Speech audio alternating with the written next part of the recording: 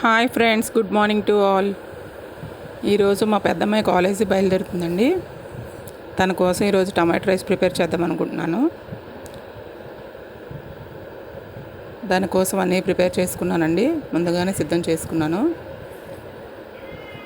పోపు దినుసులు, వెల్లుల్లి, జీలకర్ర, ఎండుమిరపకాయలు, అల్లం అన్నీ రెడీగా ఉంచుకొని వేయించుకుంటున్నానండి.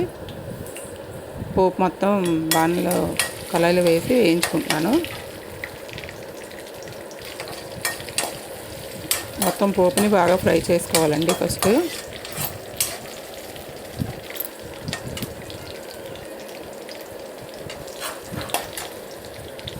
మొత్తం పోపు బాగా ఫ్రై చేయాలి. బాగా వేగిన తర్వాత ఇందులో మనం కట్ చేసి ఉంచుకున్న ఉల్లిపాయలు యాడ్ చేసుకోవాలండి.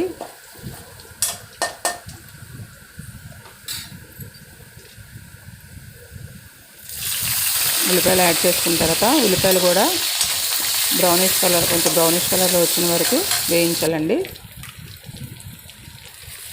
బ్రౌనిష్ కలర్ వేయించిన తర్వాత టమాటా కూడా యాడ్ చేసుకోవాలి. టమాటాని కూడా బాగా వేయించి కొంచెం సాల్ట్ యాడ్ చేసుకోవాలండి. ఇప్పుడు టమాటాని అలా వేసుకుని చిన్న సాల్ట్ యాడ్ చేసుకోవాలి.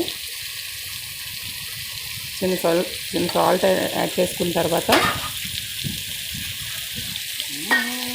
కారం కూడా యాడ్ చేసుకోవాలండి. కారం యాడ్ చేసుకున్న తర్వాత మళ్ళీ వేయించాలి.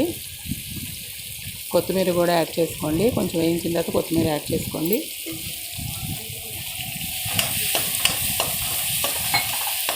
దాన్ని బాగా ఫ్రై చేస్తూ ఉండాలి. బాగా ఫ్రై అయిన తర్వాత కొంచెం సిమ్లో పెట్టి స్టవ్ సిమ్లో పెట్టుకోవాలండి.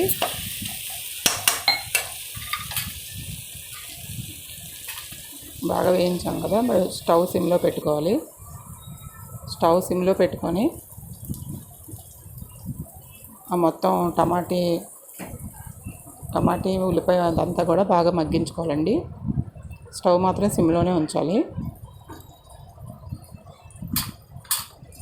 అది కొంచెం మగ్గిన తర్వాత అలా వేయిస్తూ ఉండాలండి. వేయించిన తర్వాత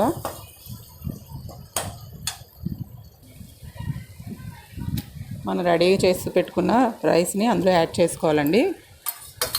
రెడీ చేసి పెట్టుకున్న రైస్ని అందులో యాడ్ చేసుకొని కలుపుకోవాలి.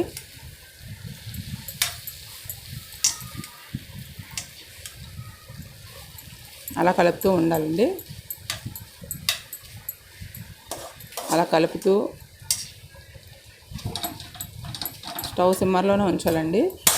స్టవ్ సిమ్మర్లోనే ఉంచి రైస్ని అలా కలుపుతూ ఉండాలి.